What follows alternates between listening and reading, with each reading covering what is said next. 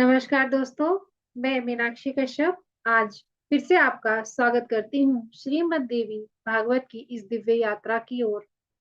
हमने कल के अध्याय में यह जाना था कि कैसे तक्षक नाग ने हस्तिनापुर में आतंक मचा रखा था और इधर राजा परीक्षित के पुत्र अर्थात अर्जुन के परपौत्र जन्मेजय के पास उनतक मुनि पधारे थे और उनतक मुनि की प्रेरणा से राजा जन्मेजय ने सर्प यज्ञ का आयोजन करवाया था। तो अब हम आगे बढ़ते हैं। आप सभी लोगों से प्रार्थना है कि इस अध्याय को अवश्य ही ध्यान पूर्वक सुने और जाने इन सब विषयों के बारे में। तो हम शुरुआत करते हैं ध्यान से। सभी लोग अपने हाथों की उंगलियों को क्रॉस करें, आरामदायक स्थिति में बैठें। यदि चश्मा पहना है तो अपने चश्मे को उतार लें और अपनी आंखें मूंद लें और अपनी सांसों में अपने ध्यान को केंद्रित करें।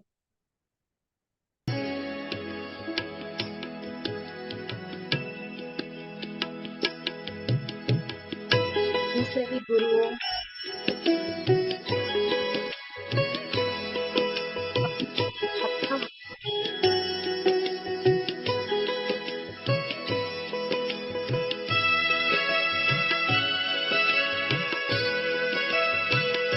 अच्छा आगे बढ़े।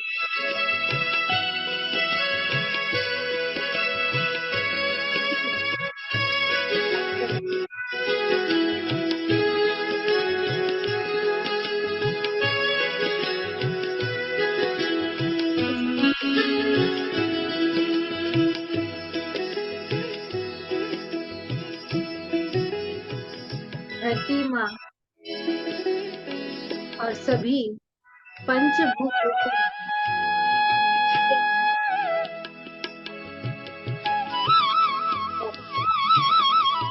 धन्यवाद करें उस पराशक्ति को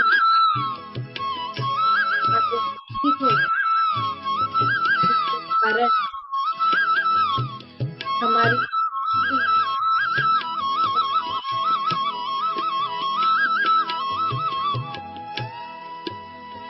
सांसों पर अपना ध्यान केंद्रित रखें।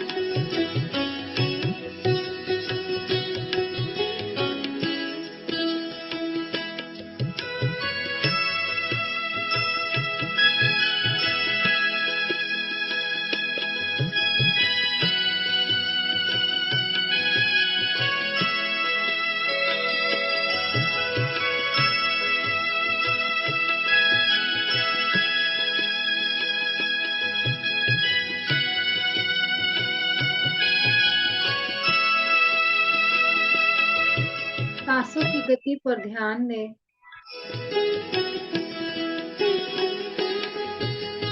कैसी हैं? तीव्र, मध्यम या शून्य।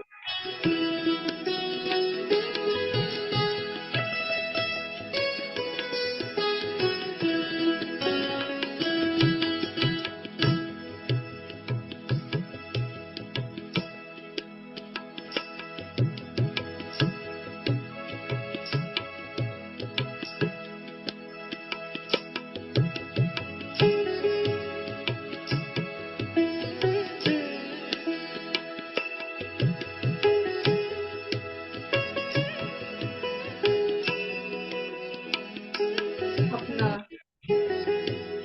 ध्यान अपने आज्ञा चक्र पर रखते हुए सांसों की गति को महसूस करें।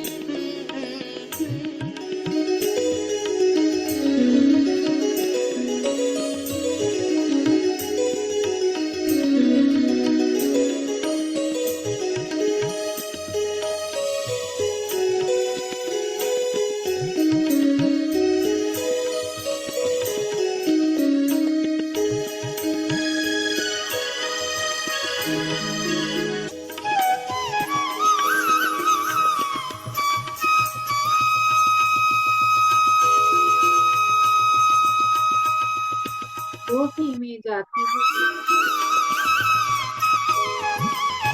कोई अब कोई जो भी हो कितना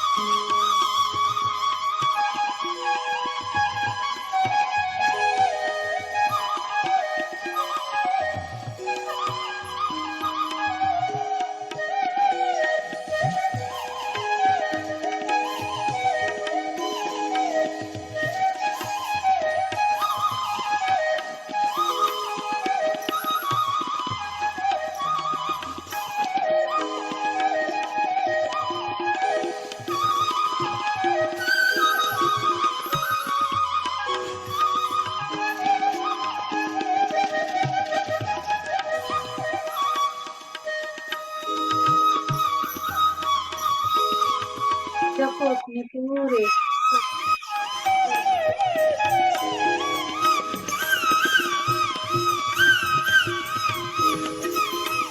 ऊर्जा पराम्बा जगदम्बिका है जो स्वयं आप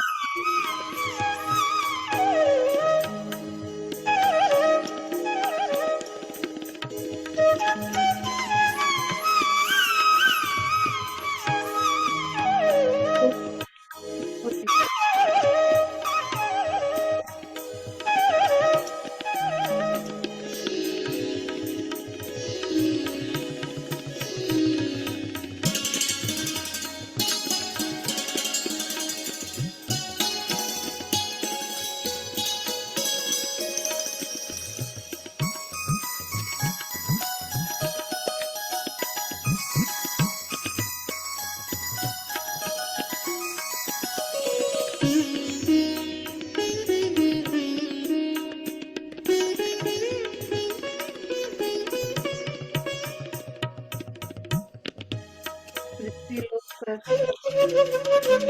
सभी लोगों में बसने वाली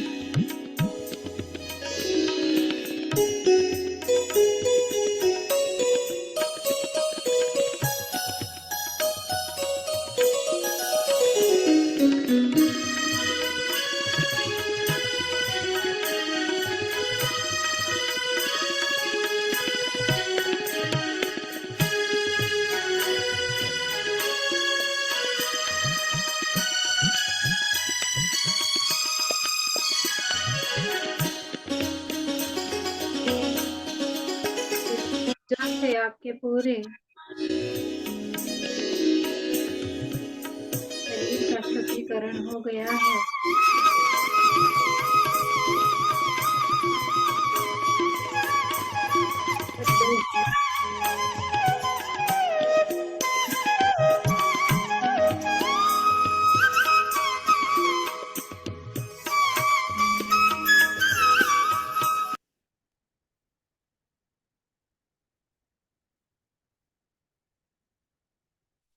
के कोर में जाके पूरी तरह शुद्ध हो गई।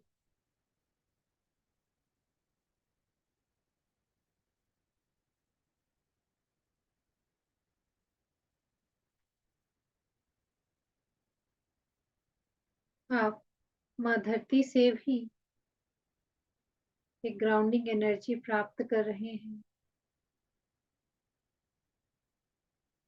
और यह दिव्य ऊर्जा से आपका पूरा आभा मंडल और प्रकाशित हो गए हैं। आप स्वयं को एक शक्तिशाली कवच में सुरक्षित महसूस करें और अपनी ऊर्जाओं को संतुलित करें।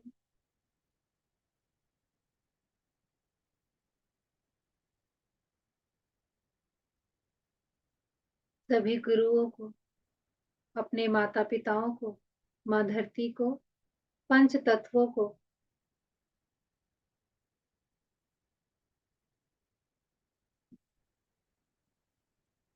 और अपने पूर्वजों को धन्यवाद करते हुए आसपास की अवेयरनेस में वापस आए। अपने हाथों को हिलाएं, अपने पैरों की उंगलियों को हिलाएं, दोनों हाथों को रगड़ें, अपने आंखों पर रखें, अपने हाथों के अंदर ही अपनी आंखों को खोलें और धीरे धीरे ध्यान से बाहर आए।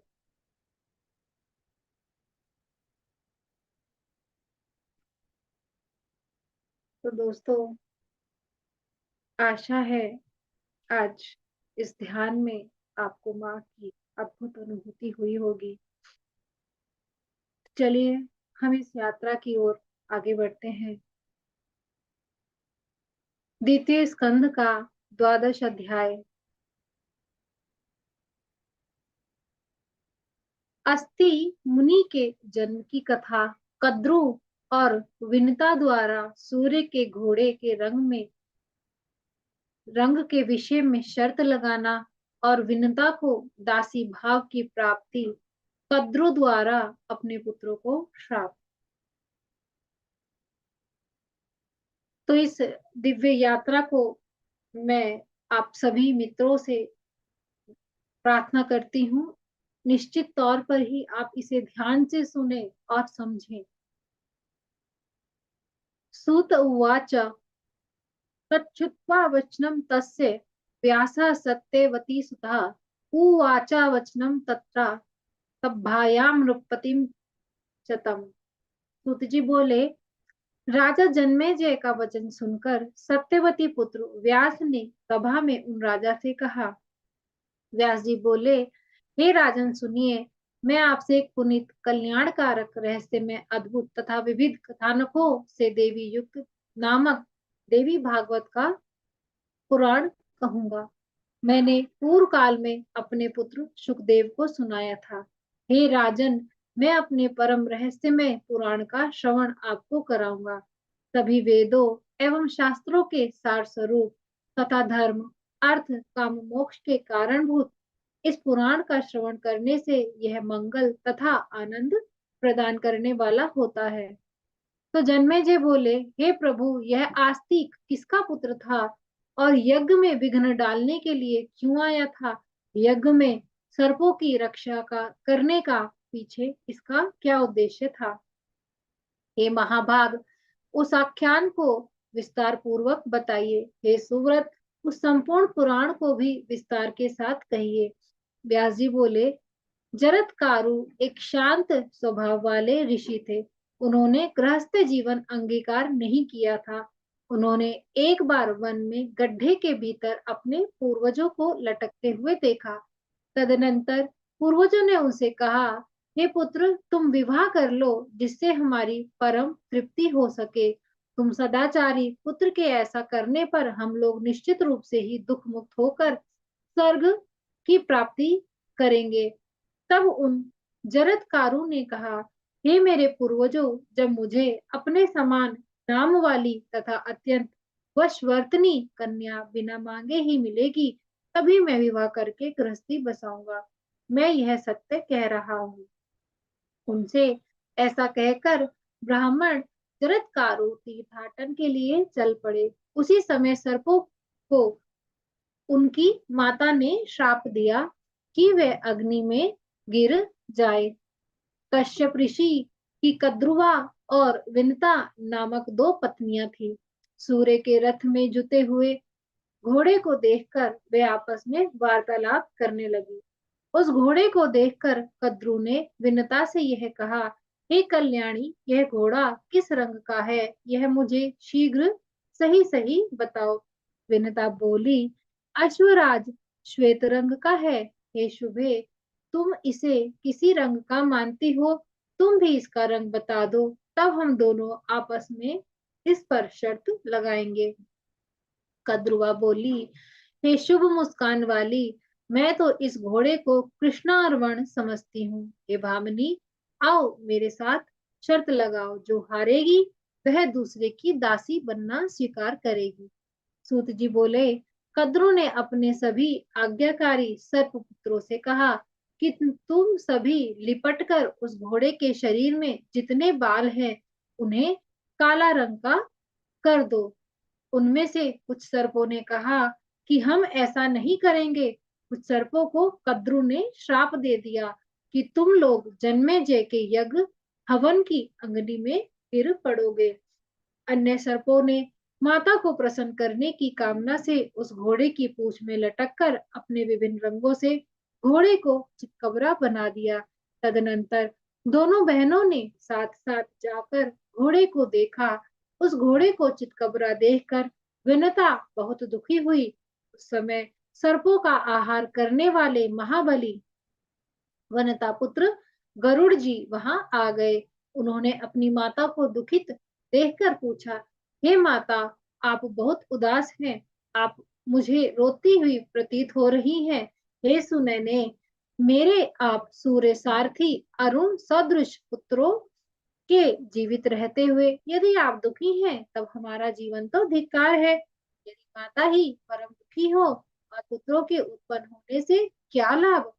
हे माता, आप मुझे अपने दुख का कारण बताइए, मैं आपको दुख से मुक्त अवश्य ही करूंगा। तब विनुता बोली,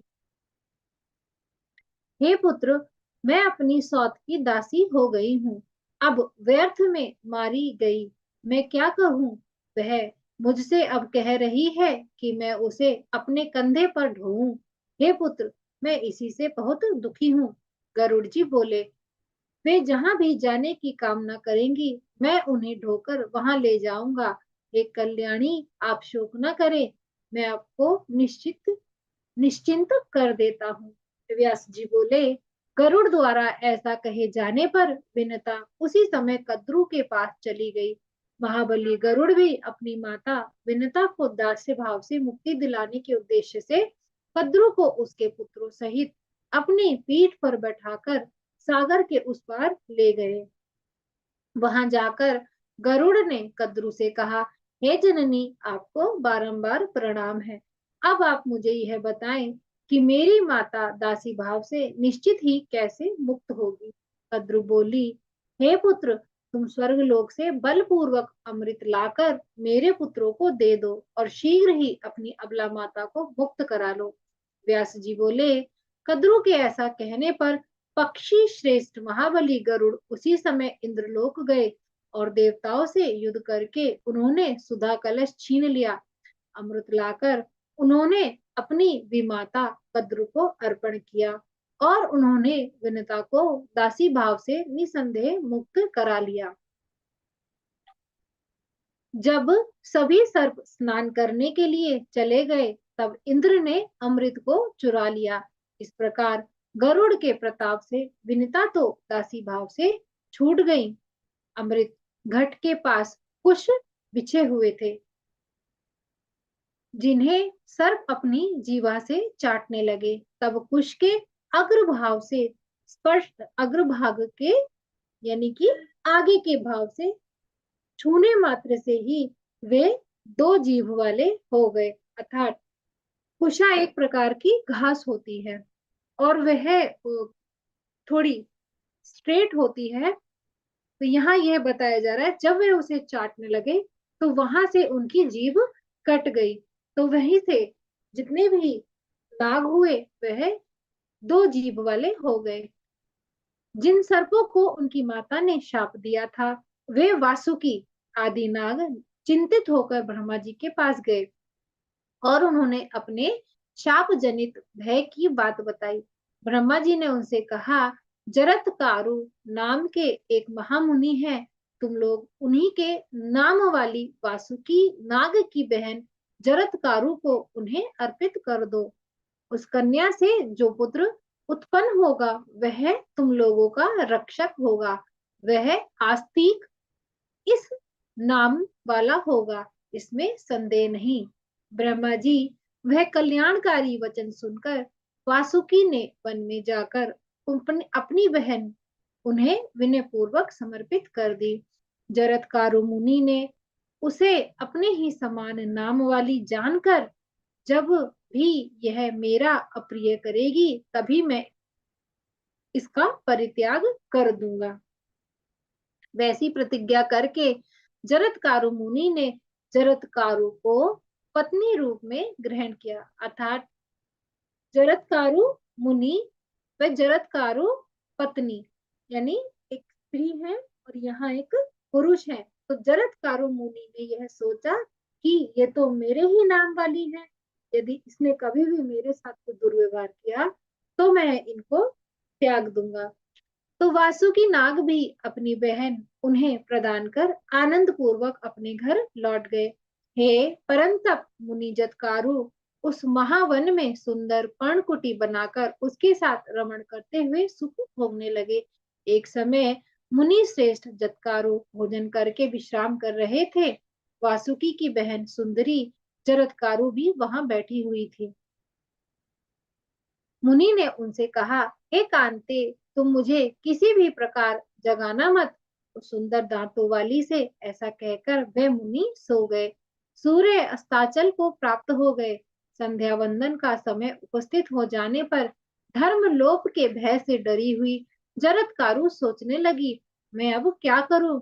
मुझे शांति नहीं मिल रही। यदि मैं इन्हें नहीं जगाती यदि मैं इन्हें जगाती हूँ तो यह मेरा परित्याग कर देंगे और यदि नहीं जगाती हूँ तो संध्या काल व्यर्थ हो जाएगा। अर्थात मित्रों, मैं आपको यहाँ यह बताना चाहती हूँ कि जिस प्रकार जब सूर्य अस्त होता है और सूर्य अस्त के समय यानी संध्या के समय आपको यदि निद्रा आती है तो अवश्य ही उसको त्याग दें। संध्या काल में अवश्य भी हर प्राणी को उठकर बैठना चाहिए। तो यहाँ पर जत्कारु भी इस भाव से और इस अनर्थ से परेशान हो गई थी। धर्म की अपेक्षा त्याग श्रेष्ठ है, यानी कि जब यदि धर्म नाश की अपेक्षा त्याग श्रेष्ठ है। जब कभी आपके धर्म का नाश हो रहा हो लेकिन उस धर्म को बचाने के लिए आपके जीवन में आपको कोई त्याग देना पड़ता है तो वह श्रेष्ठ कहा गया है। तो उन्होंने ऐसा सोचा, क्योंकि मृत्यु तो निश्चित ही है धर्म के नष्ट होने पर भी, और आप मनुष्यों को निश्चित नरक में ही जाना पड़ता है। अर्थात यदि आपसे कोई धर्म का नष्ट होता है तब भी आपको नरक में ही जाना पड़ेगा। ऐसा निश्चय कर कर उस स्त्री ने मुनि को जगाया और कहा, हे सुव्रत, उठिए उठिए, अब संध्या काल भी उपस्थित हो गया है। जगने पर मुनि जरत्कारु ने क्रोधित होकर उससे कहा, अब मैं जा रहा हूँ, मेरी निद्रा में विघ्न डालने वाली तुम अपने भाई वासुकी के घर चले जाओ। मुनि के ऐसा कहने पर भय से कांपती हुई उसने कहा, हे महातेजस्वी, मेरे भाई ने जिस प्रयोजन से मुझे आपको सौंपा था, वह प्रयोजन अब कैसे सिद्ध होगा? तदनंतर मुनि ने शांतचित होकर जरत्कारु से कहा, वह तो है ही। इसके बाद मुनि के द्वारा परित्यक्त वह कन्या वासुकी के घर चली गई। भाई वासुकी के पूछे जाने पर उसने पति द्वारा कही गई बात उनसे यथावत कह दी और वह यह भी बोली कि अस्ति, ऐसा कहकर वह मुनि श्रेष्ठ छोड़कर मुझे चले गए। अस्ति यानी उन्होंने केवल एक शब्द बोला, अस्ति। यह सुनकर वासुकी ने सोचा कि मुने सत्यवादी हैं। तत्पश्चात पूर्ण विश्वास करके उन्होंने अपनी बहन को अपने यहाँ पर आश्रय प्रदान किया। हे कुरुश्रेष्ठ, कुछ समय बाद मुनि बालक मुनि का बालक उत्पन्न हुआ और वह आस्तिक नाम से विख्यात हुआ। अर्थात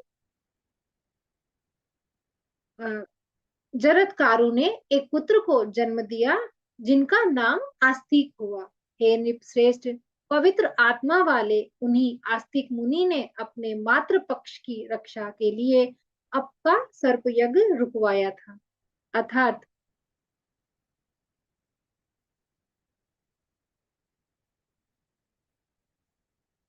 जो जन्मेजय जो यज्ञ सर्प यज्ञ कर रहे थे, तो आस्तिक क्योंकि आस्तिक की माँ नागलोक से आई थी।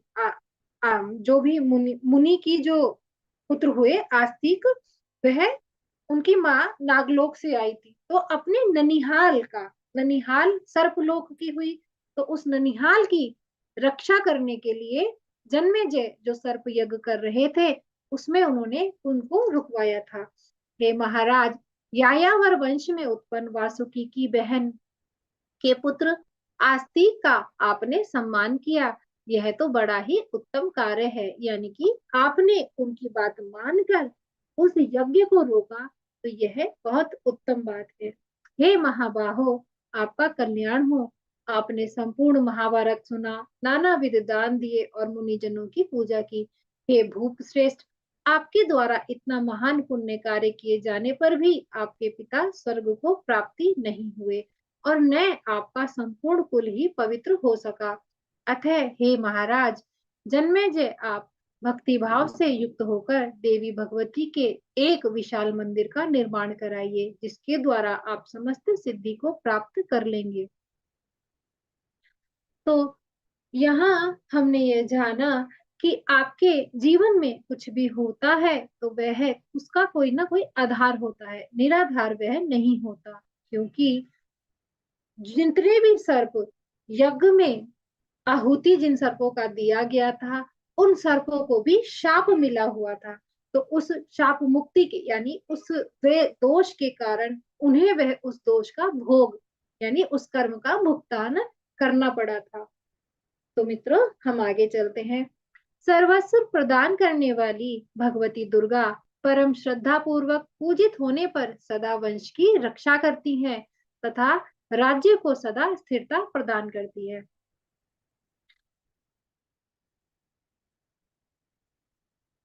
तो मित्रों, यहाँ पर एक वाक्य आया है, इन्हें आप अच्छे से समझिए। यहाँ पर कहा जा रहा है, हे महाबाहो, आपका कल्याण हो, आपने संपूर्ण महाभारत सुना। यह बात जन्मेजय के लिए कही जा रही है। नानाविध दान किए और मुनि जनों की पूजा की। हे भूप श्रेष्ठ यानी राजा, आपके द्वारा इतने महान पुण्य कार्य किए जाने पर भी आपके पिता को स्वर्ग प्राप्त नहीं हुआ और न ही आपका संपूर्ण कुल ही पवित्र हो सका। अतः हे महाराज जन्मेजय, अब भक्ति भाव से युक्त होकर अर्थात जन्मेजय के जितने भी पूर्वज हैं उनके वाष्य में कहा गया पिता, दादा और जो भी, हे महाभाग, आपका कल्याण हो। आपने संपूर्ण महाभारत सुना, नानाविध दान दिए और मुनिजनों की पूजा की। यहाँ पर जन्मेजय के लिए कहा जा रहा है कि जन्मेजय ने सभी अच्छे कार्य किए, दान किए, पुण्य किए, लेकिन उनके पिता को स्वर्ग प्राप्ति नहीं हुई। तो इसका निवारण करने के लिए उन्हें भगवती दुर्गा और उनके वंश की रक्षा करने के लिए देवी भगवती का एक विशाल मंदिर का निर्माण कराने की सुझाव दिया गया। हे भूश्रेष्ठ, विधि विधान के साथ देवी यज्ञ करके आप श्रीमद् देवी भागवत नामक पुराण का श्रवण भी कीजिए। यहाँ पर जन्मेजय को यह भी कहा गया कि आपने अब सब कुछ कर लिया। जैसे आप अपने जीवन में यदि कोई भी कोई ऐसी परेशानी आपके जीवन में है जिसके सभी उपाय आपने कर लिए, सभी कार्य आपने कर लिए, लेकिन फिर भी आपको उसका कोई समाधान प्राप्त नहीं हो रहा, तो यहाँ पर भी आप यदि श्रीमद् देवी भागवत नाम पुराण का श्रवण करते हैं या पाठ करवाते हैं, तो अवश्य ही आपको उस समस्या का समाधान प्राप्त होगा। तो यहाँ पर मुनि भी जन्मेजय को यही बात बता रहे हैं कि आपने सब प्रकार के कार्य किए, लेकिन फिर भी आपके पिता को स्वर्ग प्राप्ति नहीं हुई, तो अब आप अंत में आद्या पराशक्ति के ही शरणागत हो जाइए। तो चलिए मित्रों, हम आगे बढ़ते हैं। आशा है आप भी इसको बहुत ही अच्छे से और मन लगाकर सुन रहे होंगे, और आपकी भी यदि कोई जीवन में ऐसी गंभीर समस्या है तो नित्य ही इसे सुनकर वह समस्या का समाधान पूर्णतः आपको प्राप्त हो, मैं आद्य शक्ति से यह प्रार्थना करती हूँ। अत्यंत पुनीत भवसागर से पार उतारने वाली अलौकिक तथा विविध रसों से संपृक्त उस कथा को मैं आपको सुनाऊंगा। हे राजन, संपूर्ण संसार में इस पुराण से बढ़कर और कुछ भी श्रवणीय नहीं है, और भगवती के चरणारविंद के अतिरिक्त अन्य कुछ भी आराधनीय नहीं है। हे नृपश्रेष्ठ, जिनके प्रेम पूरित हृदय में सदा भगवती विराजमान रहती हैं, वे ही सौभाग्यशाली, ज्ञानवान व धनवान होते हैं। हे भारत, इस भारत भूमि पर वे लोग सदा ही दुखी दिखाई देते हैं जिन्होंने भी कभी महामाया अंबिका की आराधना नहीं की। हे राजन, ब्रह्मा आदि सभी देवता भी जिन भगवती की आराधना में सर्वदा लीन रहते हैं, उनकी आराधना भला कौन मनुष्य नहीं करेगा। जो मनुष्य इस पुराण का नित्य श्रवण करता है, उसकी सभी मनोकामनाएं पूर्ण हो जाती हैं। स्वयं भगवती ने भगवान विष्णु के समक्ष इस अति श्रेष्ठ पुराण का वर्णन किया। हे राजन, इस पुराण के श्रवण से आपके चित्त को परम शांति प्राप्त होगी और आपके पितरों को अक्षय ही स्वर्ग प्राप्त होगा, अर्थात अक्षय स्वर्ग, जिस स्वर्ग का कभी क्षय न हो। इति श्रीमद्देवी भागवते महापुराणे अष्टादश सहस्रयां संहितायां द्वितीय स्कंधे श्रोत प्रवृत्त प्रसंगो नामो द्वादशोऽध्याय। अब यहाँ पर द्वितीय स्कंध समाप्त होता है। हम अब तृतीय स्कंध की ओर आगे बढ़ते हैं। श्रीमद् देवी भागवत महापुराण का तृतीय स्कंध का प्रथम अध्याय। राजा जन्मेजय का ब्राह्मण पत्ति विषयक प्रश्न तथा इसके उत्तर में व्यास जी का पूर्व काल में नारद जी के साथ हुआ संवाद।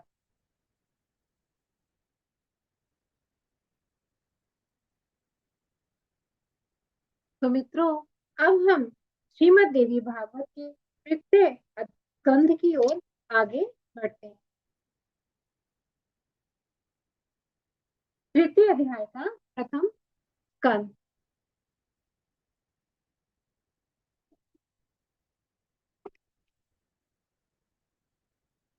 तो दोस्तों, हम श्रीमद् देवी भागवत महापुराण के तृतीय स्कंध के प्रथम अध्याय की ओर आगे बढ़ते हैं। राजा जन्मेजय का ब्रह्मांड उत्पत्ति तथा इसके उत्तर में व्यास जी का पूर्व काल में सुनाना। जन्मेजय बोले, हे भगवान, आपको महान अम्बा यज्ञ के विषय में कहा। वह अम्बा कौन है वे कैसी है और कहाँ के लिए उत्पन्न की है, और वे कौन से मुंह वाली है। उनका यह यज्ञ कैसा है और उसका क्या स्वरूप है, हे दयानिधान, आप सब कुछ जानने वाले हैं। उस यज्ञ का विधान सम्यक रूप से बताइए। हे ब्राह्मण, आप विस्तार पूर्वक ब्राह्मण का भी वर्णन। हे भूसुर, इस विषय में आप ज्ञानियों ने जैसा कहा है वह सब कुछ आप भली भांति जानते हैं। मैंने ब्रह्मा, विष्णु और महेश, इन तीनों देवताओं के विषय में सुना है कि ये सगुण रूप से संपूर्ण जगत का सृजन, पालन एवं संहार करते हैं। पराशर सुत व्यास जी, वे तीनों देव श्रेष्ठ, स्वाधीन एवं पराधीन, आप मुझे बताइए, मैं इसे सुनना चाहूंगा। वे सच्चिदानंद स्वरूप, देवगण, मरण धर्मा है अथवा नहीं, आदि भौतिक, आदि देहिक अथवा आध्यात्मिक तथा तीनों प्रकार के दुखों से युक्त है। वे तीनों महाबली, देवेश, काल के वशवर्ती हैं अथवा नहीं, और कैसे तथा किस रूप से आविर्भूत हुए हैं, एक शंका है। हे मुने, क्या वे हर्ष, शोक, द्वंद्व से युक्त हैं? क्या वे निद्रा एवं प्रमाद आदि से प्रभावित हैं? तथा क्या उनके शरीर सप्त धातुओं अर्थात अन्न रस, रुधिर रस, मांस, मेद, अस्थि, मज्जा, वीर्य से निर्मित है अथवा नहीं? वे किन द्रव्यों से निर्मित है? वे किन किन गुणों को धारण करते हैं? उनमें कौन कौन सी इंद्रियां अवस्थित, उनका भोग कैसा होता है तथा उनकी आयु का परिमाण क्या है? इनके निवास स्थान एवं विभूतियों के किसी भी विषय में मुझे बताइए। हे ब्राह्मण, कथा को विस्तार पूर्वक सुनने की मेरी अभिलाषा है। व्यास जी बोले, हे महामती राजन, ब्रह्मादि देवों की उत्पत्ति किससे हुई है इस समय? आपने यह बड़ा ही दुर्गम प्रश्न किया है। हे राजन, पूर्व में मैंने यह प्रश्न देव ऋषि नारद जी से पूछा था, तब विस्मित होकर वे उठ खड़े हुए और उन्होंने जो उत्तर मुझे दिया उसे आप सुने। किसी समय मैं शांत सर्ववेता तथा वेद विद्वानों में श्रेष्ठ नारद मुनि को गंगा के किनारे विद्यमान पाया। मुनि को देखकर तथा प्रसन्न होकर मैं उनके चरणों पर गिर पड़ा। तदनंतर उनके द्वारा आज्ञा देने पर मैं उनके पास में एक सुंदर आसन पर बैठ गया। कुशल क्षेम की वार्ता सुन करके सूक्ष्म बालू वाले गंगा तट के निर्जन स्थान पर बैठे हुए ब्रह्मपुत्र देवर्षि नारद से मैंने पूछा, हे महामती मुनिदेव, इस अति विस्तीर्ण ब्रह्मांड का प्रधान कर्ता कौन कहा गया है, से आप मुझे सम्यक रूप से बताइए। हे मुनि श्रेष्ठ, इस ब्रह्मांड की उत्पत्ति किससे हुई? हे विप्रवर, आप मुझे यह भी बताइए, यह ब्रह्मांड नित्य है अथवा अनित्य है? यह ब्रह्मांड किसी एक के द्वारा विचलित है अथवा अनेकों द्वारा मिलकर इसका निर्माण किया गया है? किसी कर्ता के बिना कार्य की सत्ता संभव नहीं। इस विषय में मुझे अत्यंत संदेह हो रहा है। इस प्रकार विस्तृत ब्रह्मांड के विषय में विविध कल्पना करते हुए संदेह सागर में डूबते हुए मुझ दुखी का आप उद्धार कीजिए। तो मित्रों, आपके मन में भी कभी आकाश को देखकर या हम जितना भी ध्यान करते हैं कॉस्मिक एनर्जी, ब्रह्मांडीय ऊर्जा, क्या है वो ब्रह्मांडीय ऊर्जा, कैसी है वो ब्रह्मांडीय ऊर्जा, क्या हुआ, कैसे हुआ, क्यों हुआ, क्या सब जो हमारे मन में प्रश्न है, ऐसे ही प्रश्न हमारे ऋषि मुनि के भी मन में आए थे। तो उन प्रश्नों का उत्तर यहाँ पर नारद जी व्यास जी को दे रहे हैं और यही प्रश्न व्यास जी से कर रहे हैं। कुछ लोग सदाशिव, महादेव, प्रलय से रहित, आत्माराम, देवेश, त्रिगुणात्मक, निर्मल, हर संसार से उद्धार करने वाले, नित्य तथा सृष्टि पालन संहार को ही मूल कारण मानते हैं। उन्हें ही ब्रह्मांड का रचयिता कहते हैं। यानी एक मत वाले लोग शंकर भगवान को मूल कारण मानते हैं, दूसरे मत वाले लोग श्री हरि विष्णु का को सबका प्रभु ईश्वर परमात्मा अव्यक्त सर्वशक्तिमान संपन्न भोग तथा मोक्ष प्रदाता शांत सबका आदि सर्वोत्मुख व्यापक समग्र संसार को शरण देने वाला तथा आदि से अंत से रहित जानकर उनका स्तवन करते हैं।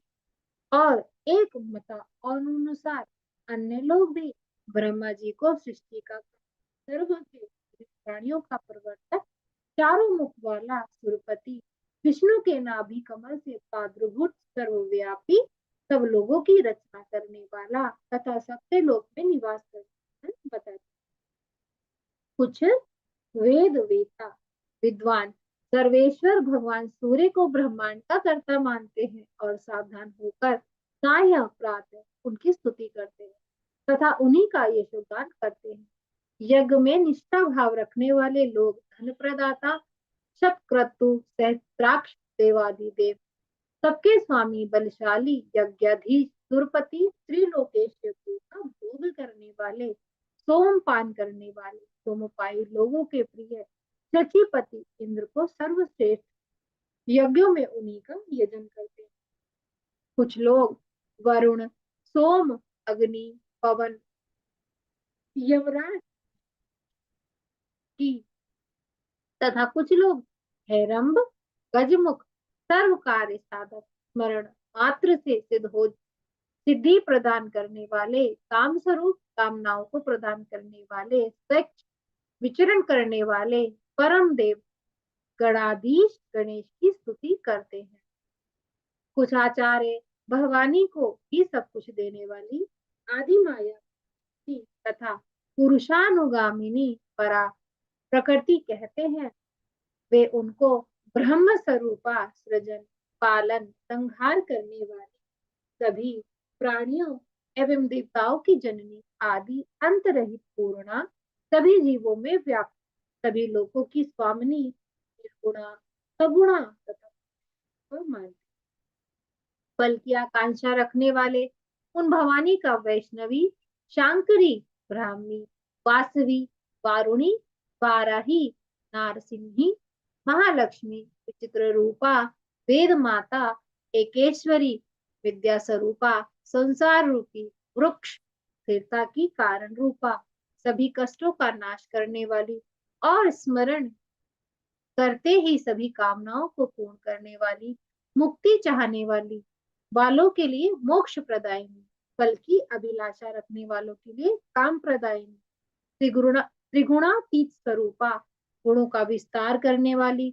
निर्गुणा सगुणा रूप में ध्यान करते कुछ मुनीश्वर निरंजन निराकार निर्लिप्त गुण रहित रूप रहित तथा सर्व को जगत का कर्ता बतलाते हैं। वेदों तथा उपनिषदों में भी कहीं कहीं से अनंत सिर नेत्र हाथ कान मुख चरण से युक्त तेजो में विराट पुरुष कहा गया है। कुछ मनीषी गण आकाश को विष्णु के परम पाद्य के रूप में मानते हैं और उन्हें विराट निरंजन तथा शांत स्वरूप कहते हैं। कुछ तत्वज्ञानी पुराण वेता पुरुषोत्तम को सृष्टि का निर्माता कहते हैं। कुछ लोग इस अनंत ब्रह्मांड की रचना में केवल ईश्वर कदापि समर्थ नहीं हो सकता ऐसा मानते हैं। कुछ लोग कहते हैं कि यह जगत अचिन्त्य है एक ईश्वर रचित कदापि नहीं हो सकता अर्थात यह उनका मत है। उनके मत में संपूर्ण ब्रह्मांड ईश्वर रहित यह जगत सदा से ही ईश्वरीय सत्ता से रहित रहा और स्वभाव से उत्पन्न होता है तथा सदा से ही ऐसा है। यह पुरुष तो कृतत्व भाव से रहित कहा गया है और प्रकृति ही सर्व संचालिका है। कपिल आदि सांख्य शास्त्रों के आचार्य ऐसा कहते हैं। यहाँ पर सभी के अपने अपने बताए गए हैं जिसने इस स्वरूप समझा जहां तक जिसकी चेतना गई उसने वहां तक उसको वहीं तक रोक कर रह गया।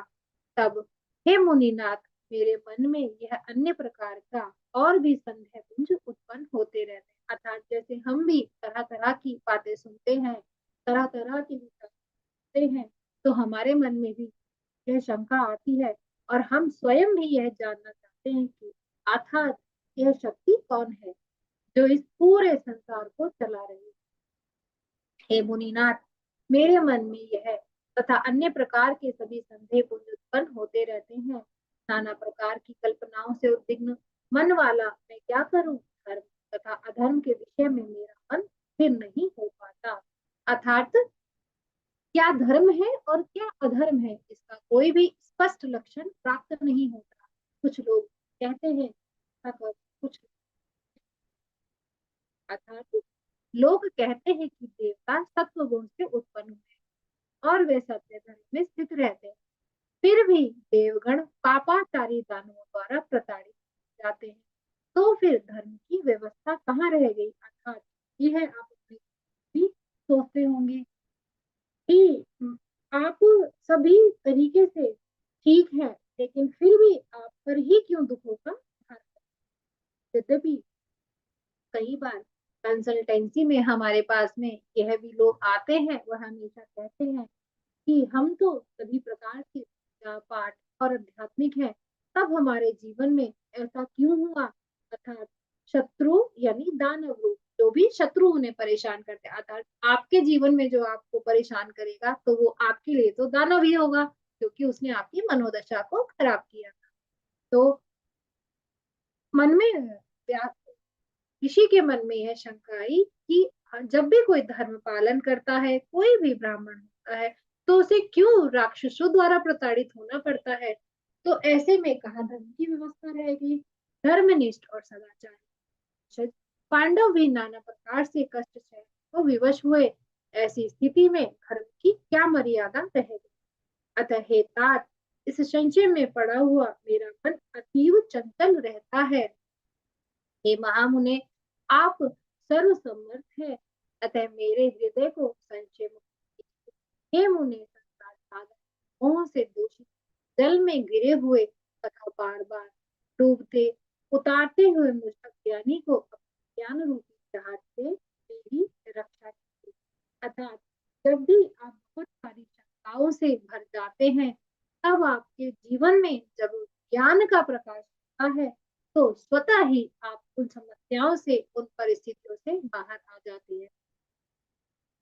इसको आप इस तरीके से ले सकते हैं कि जैसे यदि आपको कोई भी कार्य करना है और वह आपको नहीं आता, तो वह आपको कैसा लगता है कि मुझे ये कार्य कैसे करना है? आपको बहुत परेशानी होती है। लेकिन जब आप उस विषय की जानकारी प्राप्त कर लेते हैं, तो वह कार्य आपको आसान हो जाता है। तो ऐसे ही शंका को निवारण करने के लिए इस बात का वह आग्रह कर रहे हैं। तो मित्रों, आज की कथा यहीं पर समाप्त होती है। इति श्रीमद्देवी भागवते महापुराणे अष्टादशसहस्रनाम तृतीय स्कंदे भुवनेश्वरी वर्णनम नाम प्रथमोऽध्याय। तो हम कल फिर से मिलते हैं। धन्यवाद। यात्रा में ऐसे ही बने रहें और धन्यवाद।